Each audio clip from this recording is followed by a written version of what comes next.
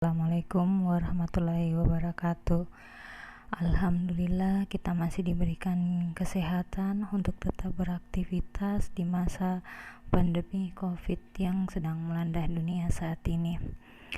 Nah, untuk kesempatan kali ini kita sama-sama belajar mengenai seni ragam hias Indonesia.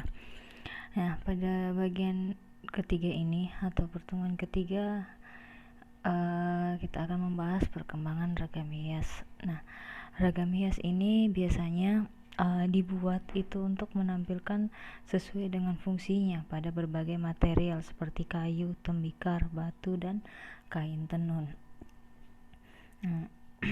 Dan ragam hias ini adalah salah satu wujud dari budaya, di mana wujud budaya ini adalah bagian dari budaya yang mengakar dan tumbuh berkembang di masyarakat.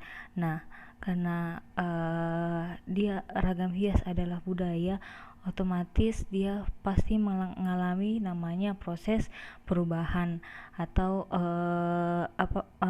mengalami proses perubahan. Nah, proses perubahan yang dimaksud ini bisa akan terjadi yang namanya akulturasi atau penggabungan budaya, yang seperti yang saya sebutkan di video sebelumnya, bahwa ragam hias yang ada di Indonesia itu bisa saja mengalami percampuran budaya, mengalami percampuran motif. Jadi misalnya dia ada motif yang berada di ragam hias masa Islam, kita akan mendapati ternyata di masa Islam kita akan mendapati beberapa ragam hias atau pola ragam hias yang berasal dari masa prasejarah, atau pada masa ragam hias pada masa kolonial ternyata ada percampuran dari budaya Cina atau dari budaya Portugis. Nah, penggabungan budaya ini nantinya akan membentuk ragam hias baru misalnya, atau mungkin ragam hias tetap pada masa itu, atau yang saya bilang percampuran budaya, atau malah budaya atau ragam hias yang lama terlupakan karena adanya ragam hias yang baru. Oke, nah ragam hias seperti yang saya jelaskan di pertemuan di video sebelumnya, bahwa dimulai pada masa prasejarah, dan ada beberapa masa, yaitu masa prasejarah, klasik, Hindu, Buddha, Islam, dan masa kolonialisasi. Nah, pada kesempatan ini saya akan menggambarkan sedikit menggambarkan secara umum tentang ragam hias prasejarah, klasik, Hindu, Buddha, dan Islam. Nah, untuk pada bagian ragam hias prasejarah itu sendiri, pada umumnya bentuk ragam hiasnya itu berbentuk geometris, manusia, tumbuhan, dan binatang. Jadi ciri-ciri bentuk ragam hias masa prasejarah itu yang seperti saya sebutkan, geometris, manusia, tumbuhan, dan binatang. Nah, ragam hias prasejarah ini sendiri muncul pada masa kehidupan berburu dan mengumpulkan makanan tingkat lanjut.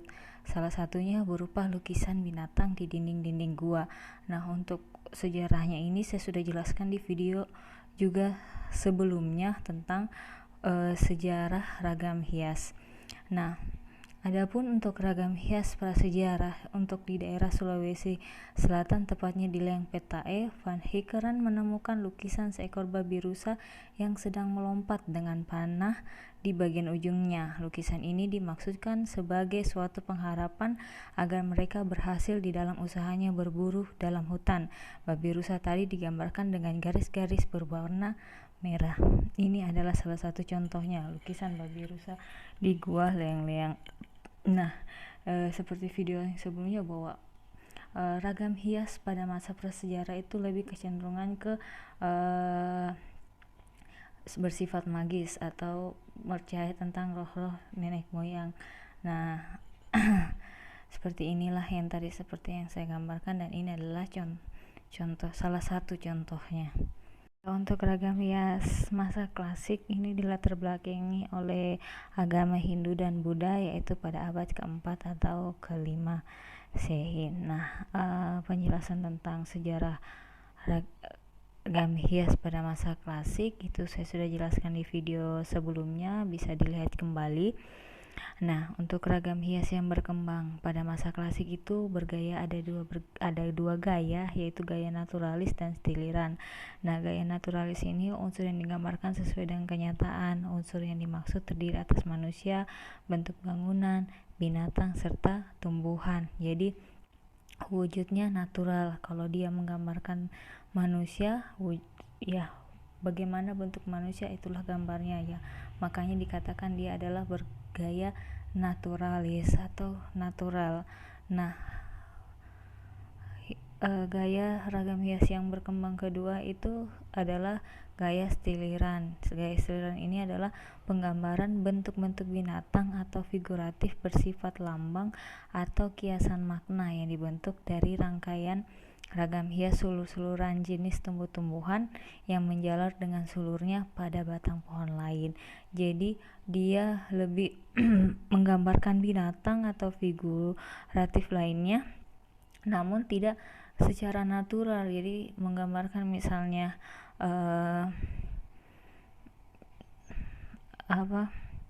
babi rusa tapi tidak berwujud babi rusa. Nah, pada umumnya kalau ragam hias masa klasik ini dipergunakan untuk menghias candi dan artefak lain seperti benda dari logam dan gerabah. Pada ragam hias Islam. Nah, ragam hias masa Islam ini berkembang sekitar abad ke-11. Adapun variasi bentuk dalam ragam hias, bentuk realis menjadi dekoratif, serta bentuk naturalis menjadi stiliran. Karena pada masa ini, pada masa Islam itu dia motifnya lebih ke tidak menggambarkan yang makhluk hidup ya. Jadi lebih ke abstraknya. Nah, untuk ragam hias yang berkembang biasanya digambarkan dalam bentuk stiliran, terutama ragam hias binatang. Nah, yang seperti saya bilang tadi, ragam hias yang berkembang biasanya digambarkan dalam bentuk stiliran, terutama ragam hias binatang. Ini karena pada masa Islam itu sendiri, seperti yang kita ketahui, ajaran Islam tidak ada yang namanya penggambaran wujud makhluk hidup. Jadi untuk menggambarkan makhluk hidup tersebut, pola ragam hiasnya lebih bersifat stiliran ya. Nah, ragam hias geometris diantaranya segitiga, segi empat, lingkaran, garis horizontal, dan garis vertikal. Selain itu ada pula ragam hias bentuk patra, yaitu tumbuhan merambat atau sulur daun. Nah, itulah variasi-variasi ragam hias yang ada di masa Islam. Nah, variasi-variasi ini biasanya terdapat dalam bentuk kaligrafi dan ornamen bangunan-bangunan masjid kuno di Indonesia, tetapi juga hiasan yang terdapat pada bangunan rumah tempat tinggal dan serta berbagai peralatan rumah tangga. Jadi tidak hanya kita akan temukan di masjid-masjid kuno, tapi juga akan ditemukan di rumah tinggal maupun beberapa peralatan rumah tangga. Nah,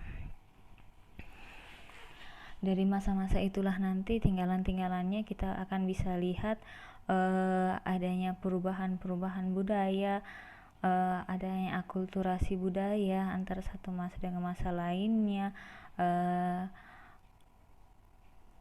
dan kita juga akan mencari tahu dari kenapa kita mempelajari ini, karena kita akan mencari tahu kok bisa ada ragam hias seperti itu, untuk apa ragam hias itu digambar pada media tersebut, dan kenapa polanya seperti itu. Nah, inilah gunanya kita belajar ragam hias, dan ragam hias yang ada di Indonesia itu sangat beragam dan sangat mempunyai makna yang dalam bagi para pembuatnya. Nah, mungkin itu saja materi yang dapat saya sampaikan pada kesempatan kali ini. Mohon maaf apabila ada salah kata, kurang dan lebihnya mohon dimaafkan. Wassalamualaikum warahmatullahi wabarakatuh.